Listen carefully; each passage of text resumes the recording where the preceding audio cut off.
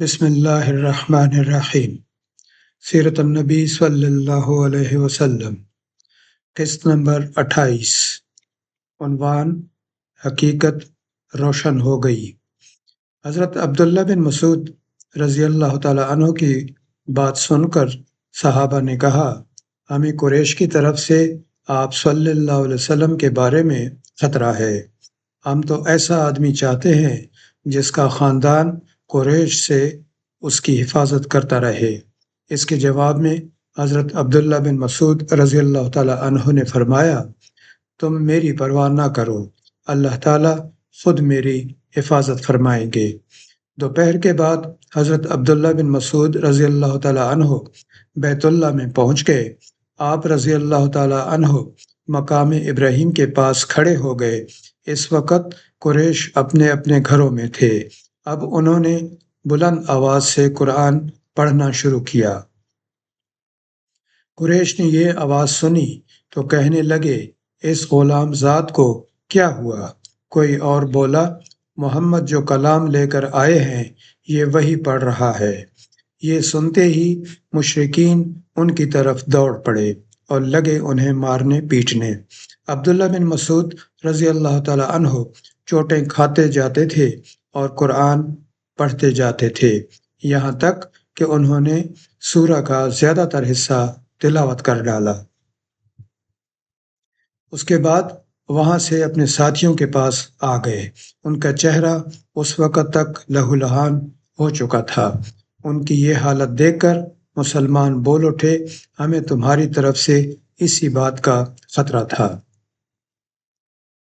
عبداللہ بن مسعود رضی اللہ تعالیٰ عنہ نے فرمایا، اللہ کی قسم، اللہ کے دشمنوں کو میں نے اپنے لیے آج سے زیادہ ہلکا اور کمزور کبھی نہیں پایا۔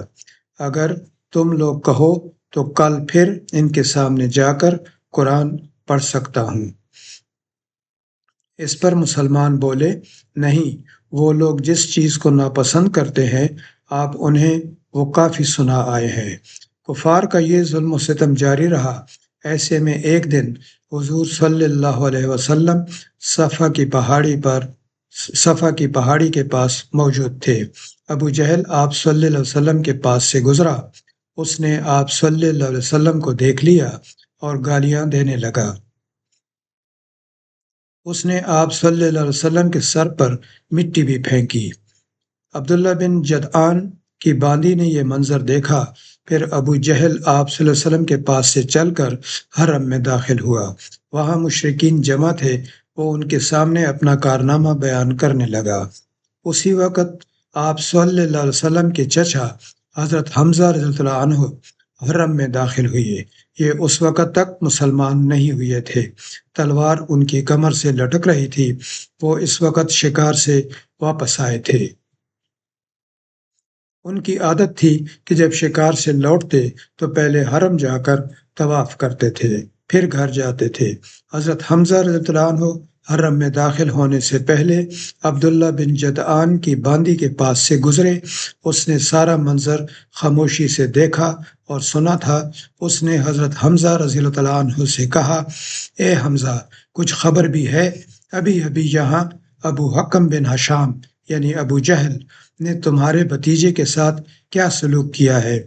وہ یہاں بیٹھے تھے، ابو جہل نے انہیں دیکھ لیا، انہیں تکالیف پہنچائیں، گالیاں دیں اور بہت بری طرح پیش آیا۔ آپ کے بھتیجے نے جواب میں اسے کچھ بھی نہ کہا۔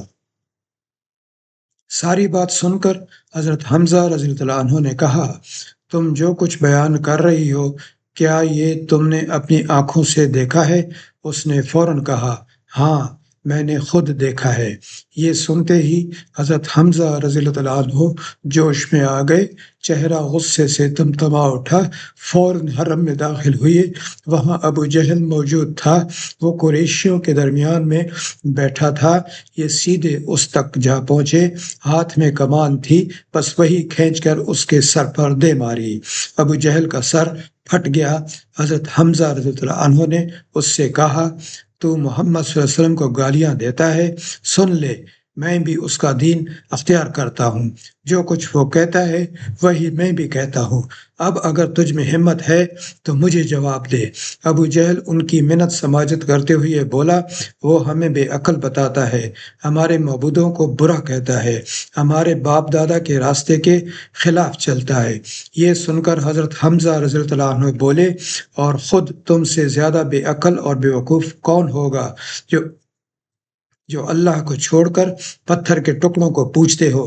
میں گواہی دیتا ہوں کہ اللہ کے سوا کوئی معبود نہیں، اور میں گواہی دیتا ہوں کہ محمد صلی اللہ علیہ وسلم اللہ کے رسول ہیں۔ ان کے یہ الفاظ سن کر ابو جہل کے خاندان کے کچھ لوگ یکدم حضرت حمزہ رضی اللہ تعالیٰ عنہ کی طرف بڑھے اور انہوں نے کہا، اب تمہارے بارے میں بھی ہمیں یقین ہو گیا ہے کہ تم بھی بے دین ہو گئے ہو۔ جواب میں حضرت حمزہ رضی اللہ عنہ نے فرمایا، آؤ، کون ہے مجھے اس سے روکنے والا؟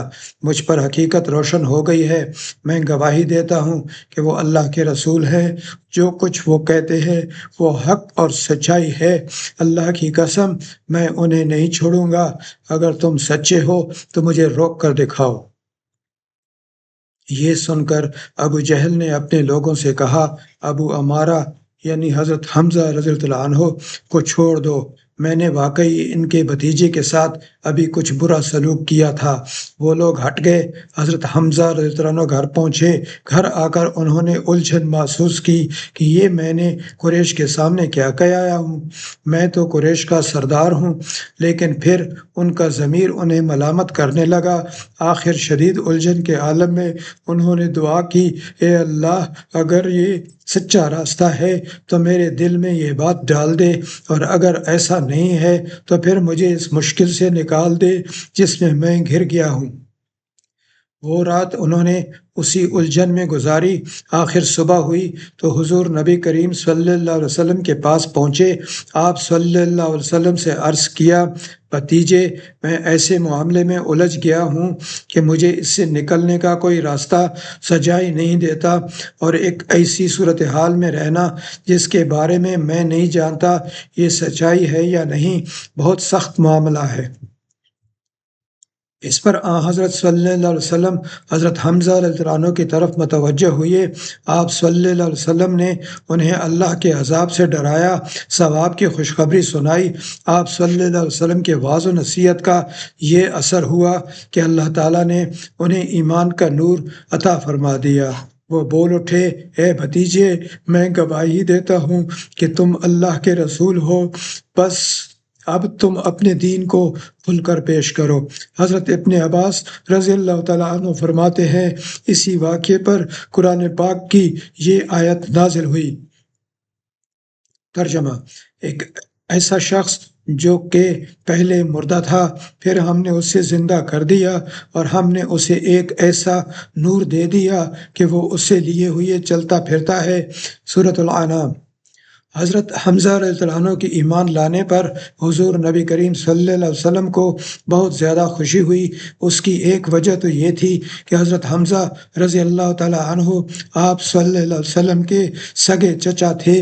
دوسری وجہ یہ تھی کہ وہ قریش میں سب سے زیادہ معزز فرد تھے، اس کے ساتھ ہی وہ قریش کے سب سے زیادہ بہادر، طاقتور اور خوددار انسان تھے۔